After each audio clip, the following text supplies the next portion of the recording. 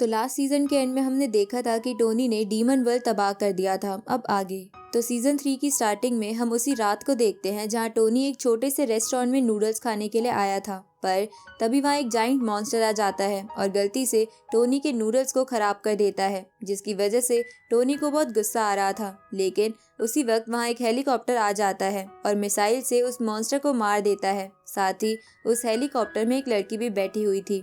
अगली सुबह हम टोनी के स्कूल को देखते हैं जहां टोनी के दोस्त ये सोचकर परेशान हो रहे थे कि कल रात को ही तो डीमंस के अटैक की वजह से उनका स्कूल तबाह हो गया था, तो एक दिन में ही ये ठीक कैसे हो गया, जबकि वो तो सोच रहे थे कि अब स्कूल कुछ दिनों के लिए बंद रहेगा। अब हम पिछली रात का सीन देखते हैं जहां टोनी उस फ्रॉग डीमन यानी डॉग से मिलने आया था, जो अपनी रीजनरेशन पावर से अपने डॉग हाउस को फिर से बना रहा था, क्योंकि डीमंस और हीरोज के बीच की लड़ाई में पूरे शहर के साथ साथ उसका डॉग हाउस भी तबाह हो गया था। अब जैसे वो फ्रॉगी अपना हाउस फिर से बनाकर कंप्लीट कर लेता है, तभी वह पीटर आ जाता है और टोनी से कहता है कि मुझे गवर्नमेंट के कल्टीवेशन डिपार्टमेंट से स्कूल को जल्दी से जल्दी ठीक करने के लिए ऑर्डर्स मिले हैं, तो क्या आप इसमें मेरी मदद कर सकते हो। ये सुन के टोनी उस फ्रॉगी की मदद से पूरे स्कूल को रीजनरेट कर देता है, लेकिन इसकी वजह से वो फ्रॉगी बहुत कमजोर हो जाता है और बूढ़ा दिखने लगता है। अब हम प्रेजेंट में स्कूल का सीन देखते हैं जहां लूसी अपने बॉडीगार्ड्स के साथ आ जाती है और अपने फ्रेंड्स को ग्रीट करने लगती है, पर उसी वक्त स्कूल में एक हेलीकॉप्टर लैंड करता है जिसमें से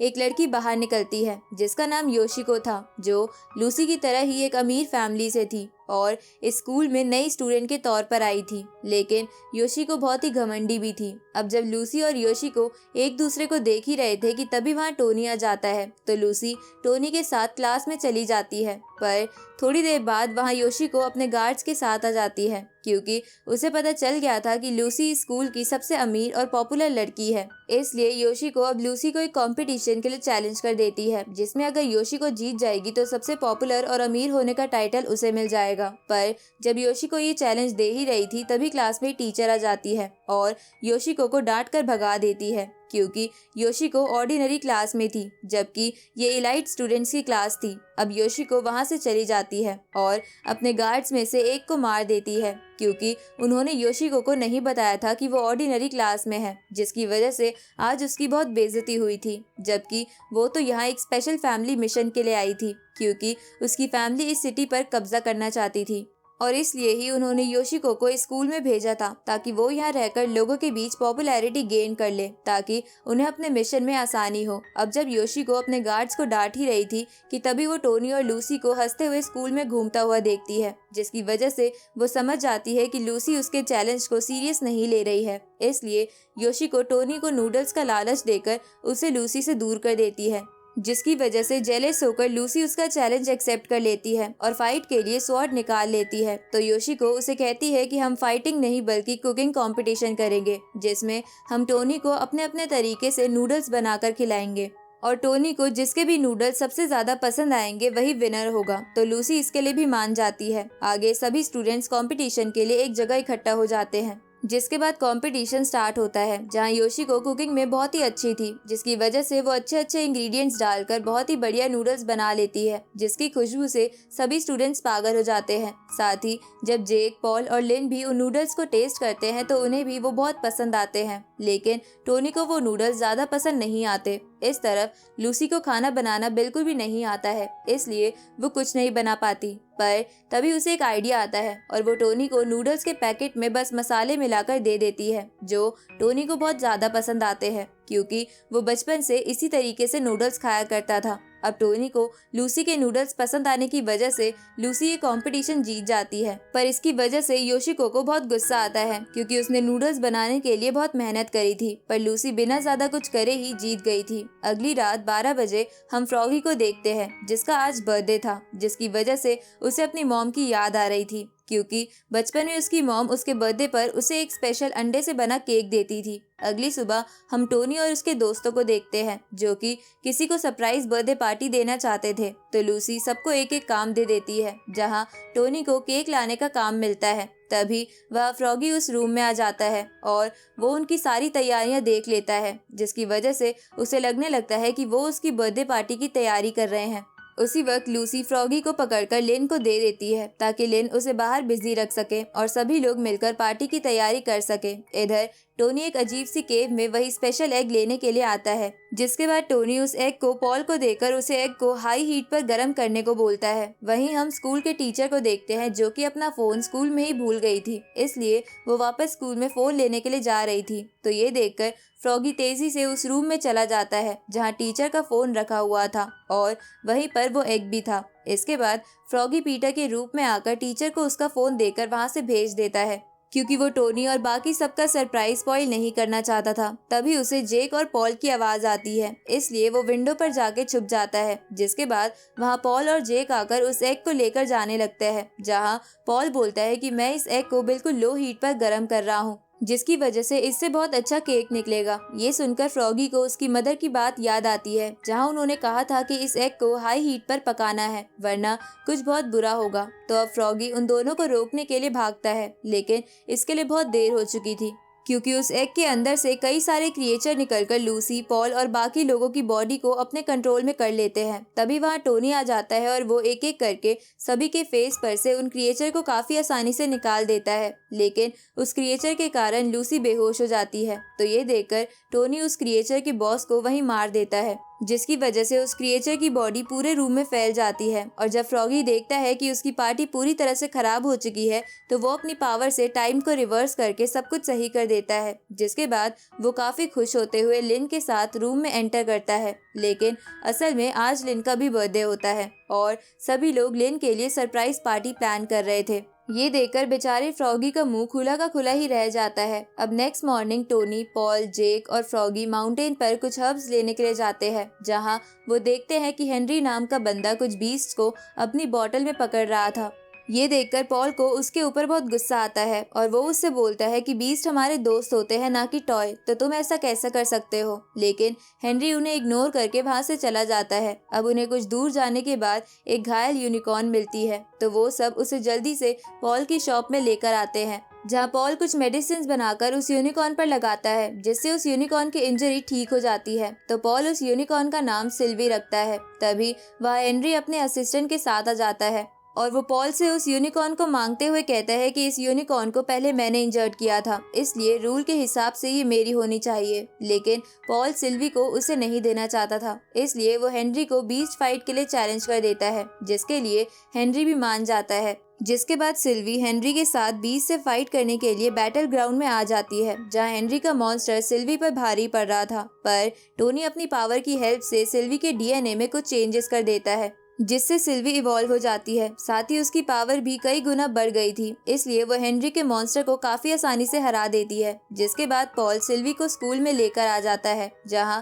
सभी लोग सिल्वी की क्यूटनेस को देखकर उसके फैन हो जाते हैं। वही योशिको उस यूनिकॉर्न को देखकर उसे चुराने का डिसाइड करती है, क्योंकि सिल्वी बहुत रेयर बीस्ट थी। लेकिन टोनी सिल्वी के चारों तरफ एक बहुत ही पावरफुल बैरियर बना देता है ताकि कोई भी उसे हार्म ना कर पाए। पर योशिको की नज़र उस यूनिकॉर्न पर पड़ जाती है, इसलिए वो सिल्वी को अपना पेट बनाने के लिए उसके पास जाती है, लेकिन वो टोनी के बैरियर की वजह से दूर जाकर गिरती है। तो वो सिल्वी को स्पिरिचुअल फूड का लालच देकर उस बैरियर से बाहर बुलाने लगती है, लेकिन सिल्वी के बहुत सारे स्पिरिचुअल फूड खा लेने के कारण वो इवॉल्व होकर बहुत बड़ी हो जाती है। तो पॉल सिल्वी को एक कमरे में बंद कर देता है, क्योंकि बाकी लोगों को उससे प्रॉब्लम हो रही थी।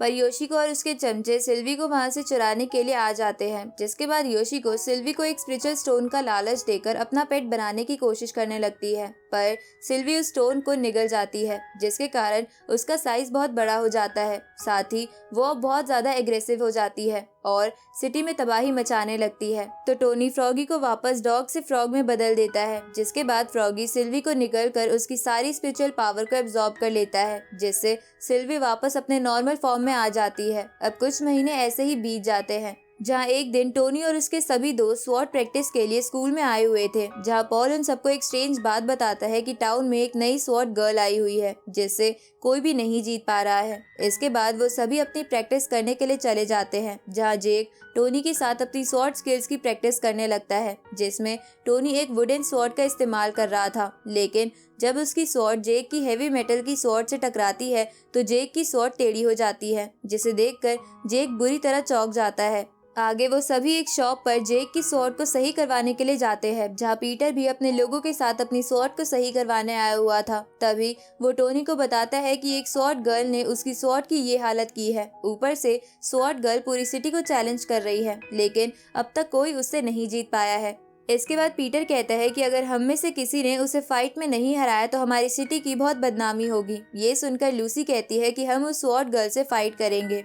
इसके बाद लूसी, लिन और पॉल उस स्वॉर्ड गर्ल से फाइट करने के लिए आ जाते हैं, लेकिन वो इन तीनों को काफी आसानी से हरा देती है। तभी उस स्वॉर्ड गर्ल की नजर टोनी की स्वॉर्ड पर जाती है, जिसको देखकर वो उसकी तरफ आने लगती है। तो टोनी की स्वॉर्ड भी अपने स्पिरिट फॉर्म में आकर उसकी तरफ जाने लगती है। उसी वक्त जब टोनी उस स्वॉर्ड गर्ल का फेस पास से देखता है तो उसे कुछ याद आता है कि जब उसने बचपन में अपनी स्वॉर्ड को एक शॉप से खरीदा था तो उस स्वॉर्ड का कवर उस शॉपकीपर के पास ही छूट गया था, और ये स्वॉर्ड गर्ल उसी कवर की स्पिरिट है जो कि अपने पार्टनर की हर शहर में घूमकर उसकी तलाश कर रही थी। तभी टोनी की स्वॉर्ड स्पिरिट और वो स्वॉर्ड गर्ल मर्ज हो जाते हैं, लेकिन टोनी उन दोनों को फिर से अलग करके उस स्वॉर्ड गर्ल को स्वॉर्ड ठीक करने का काम पर लगा देता है, क्योंकि उसने काफी लोगों की स्वॉर्ड खराब कर दी थी। आगे हम ट्रेन में थंडर नाम के बंदे को बैठा देखते हैं। तभी पीटर वहाँ 2 लोगों का पीछा करता हुआ आ जाता है जो कि किसी चीज को चोरी करके भाग रहे थे, लेकिन वो चोर वहाँ से भागने में कामयाब हो जाते हैं और जाके योशिको को वो चीज देने लगते हैं, क्योंकि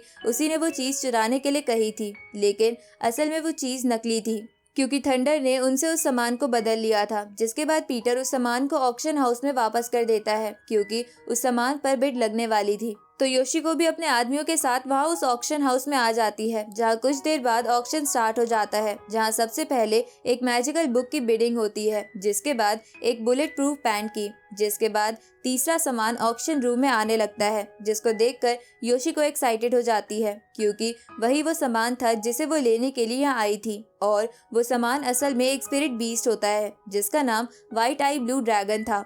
तो व्हाइट आई ब्लू ड्रैगन का नाम सुनकर सभी चौंक जाते हैं और सभी लोग इस पर बहुत ज्यादा पैसे की बिड लगाने लगते हैं, जहां योशिको सबसे ज्यादा बिड 45 मिलियन कॉइन की लगाती है, लेकिन पीटर उससे ज्यादा 87 मिलियन कॉइन की बिड लगाकर उस बीस्ट को खरीद लेता है, क्योंकि ऐसा उसे टोनी ने करने को कहा था। इसके बाद पीटर उस बीस्ट को लाकर टोनी को देते हुए कहता है कि इसे बहुत से लोग हासिल करना चाहते थे, लेकिन अगर ये किसी को मिल जाता तो बहुत तबाही हो सकती थी, इसलिए आप ही इस बीस्ट को संभालो। इधर थंडर ये सब छुपकर देख रहा था। तभी वो खुद से बोलने लगता है कि जिस बोतल में ये बीस्ट कैद है उस पर बहुत पावरफुल सील लगी हुई है, जिसे मेरे अलावा कोई नहीं तोड़ सकता। उसी वक्त टोनी अपने पैर से उस बोतल को तोड़ देता है, तो ये देखकर थंडर का मुंह खुला का खुला रह जाता है। इस तरफ वो ड्रैगन इस बोतल से बाहर आ गया था, पर टोनी उस ड्रैगन को काट कर उसे एक गोल्डन कार्ड में बदल देता है, क्योंकि वो सुबह एक बच्चे से कार्ड गेम में हार गया था और उसी से जीतने के लिए टोनी ने पीटर से ये वास खरीदने को कहा था। अब ये समझ आने के बाद पीटर रोते हुए कहता है कि उसने काफी सारे पैसे लगाकर उस बीस्ट को बाय किया था।